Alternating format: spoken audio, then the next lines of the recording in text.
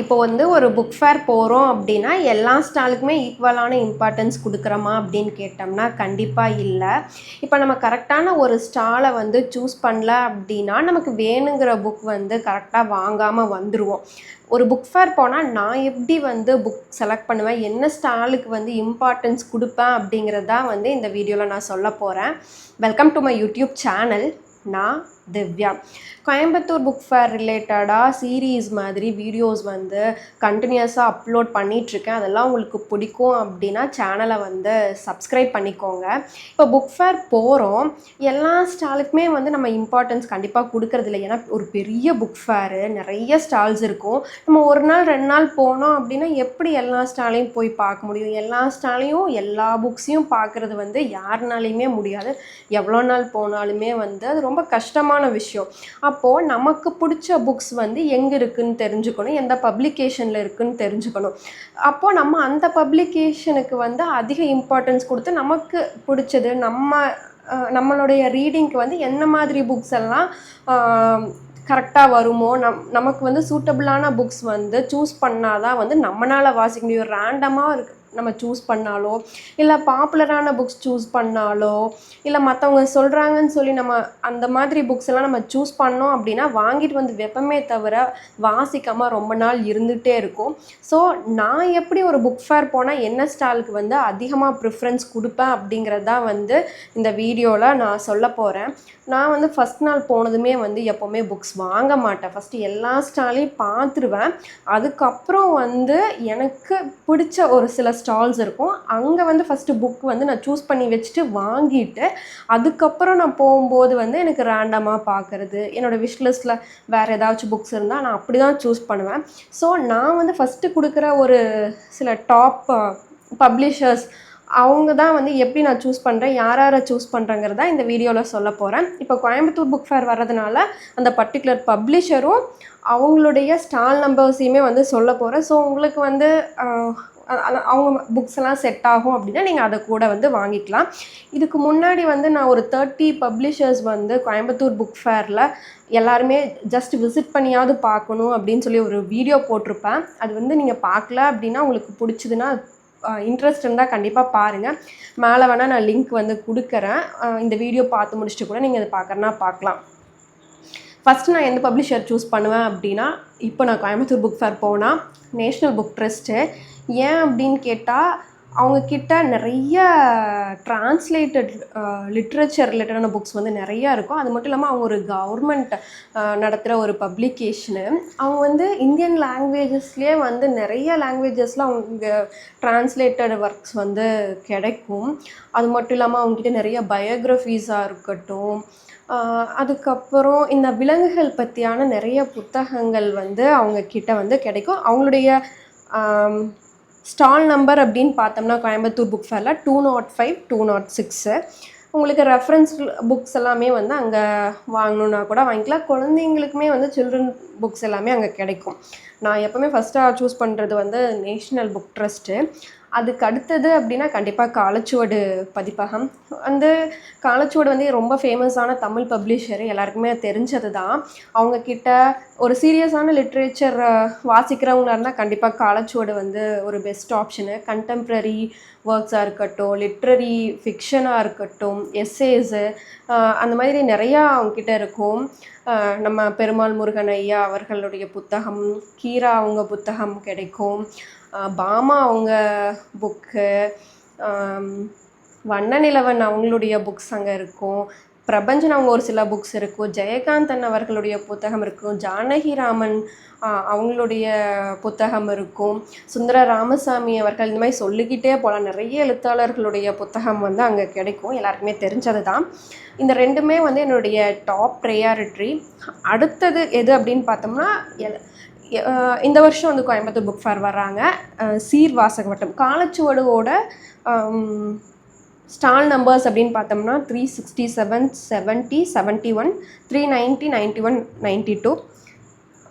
Okay. அடுத்தது third வந்து சீர்வாசக வட்டம். அவங்கக்கிட்ட ரொம்ப ஃபாஸ்ட்டாக வந்து புக்ஸ் எல்லாமே வந்து தீந்துரும். சென்னை புக் ஃபேர் போனப்பவுமே அப்படிதான் இருந்துச்சு. ஒரு சில புக்ஸ் வந்து வரவே இல்ல. வந்தது வந்து சீக்கிரமா தீந்துருச்சு.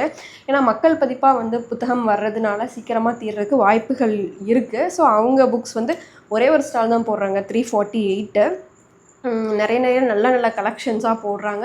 மக்கள் வந்து எல்லாரும் வாசிக்கணும் அப்படிங்கிறதுக்காக போடுறாங்க. இப்போ வந்து ஒரு மனிதன் ஒரு வீடு ஒரு உலகம் அந்த புக்கெல்லாமே வந்து ₹100 வாங்கலாம். கருந்துளைன்னு லாஸ்ட்டில் ஒரு புக் கொடுத்தாங்க. புதுமை பித்தன் ஐயா அவர்களுடைய புத்தகமே வந்து சிறுகதைகள் அது வந்து ஒரு ₹50 கொடுத்தாங்க. இந்த மாதிரி நிறையா தாய் புக் வந்து 250க்கு ஃபஸ்ட்டு கொடுத்துட்ருந்தாங்க. இந்த மாதிரி நிறைய புக்ஸ் வந்து அவங்க மக்கள் பதிப்பாக ஓநாய்க்குள்ள சின்னமே வந்து 250க்கு கொடுத்துட்ருக்காங்க. ஸோ இந்த மாதிரி புக்ஸ் எல்லாம் வேணும் அப்படின்னா கண்டிப்பாக வந்து நம்ம சீர்வாசக வட்டமில் வாங்கலாம். இது ரொம்ப ஹெல்ப்ஃபுல்லாக இருக்கும் எல்லாருக்குமே. ஸோ இந்த 3மே நான் டாப்பாக சொல்லுவேன். அடுத்தது அப்படின்னு பார்த்தோம்னா ஒரு சில பப்ளிகேஷன்ஸ் வந்து கண்டிப்பாக நான் விசிட் பண்ணுவேன். இவங்ககிட்டயுமே நான் புக்ஸ் வாங்குறது அப்படின்னு பார்த்தோம்னா ஃபஸ்ட்டு வந்து யாவரும் அவங்களுடைய ஸ்டால் நம்பர்னு பார்த்தா 108 109 இவங்ககிட்டயுமே வந்து ட்ரெண்டியான ஃபிக்ஷன்ஸு அவங்க வந்து கண்டெம்ப்ரரியான ஒர்க்ஸ் வந்து நிறைய பண்ணிகிட்ருக்காங்க. நிறையா நல்ல நல்ல எழுத்தாளர்கள் வந்து இருக்காங்க. ஸோ அதுவும் எல்லாமே நம்ம இந்தியன் ரைட்டர்ஸ் அந்த இது சூப்பராக இருக்கும். ஒவ்வொரு புக்குமே அவங்களுடைய பப்ளிகேஷனே நான் நிறைய புக்ஸ் வாசிச்சிருக்கேன். இதுவுமே வந்து ஒரு ஃபேவரட்டான பப்ளிகேஷன் யாவரும். கண்டிப்பாக வந்து விசிட் பண்ணி பாருங்கள் உங்களுக்கு சான்ஸ் கிடைச்சா.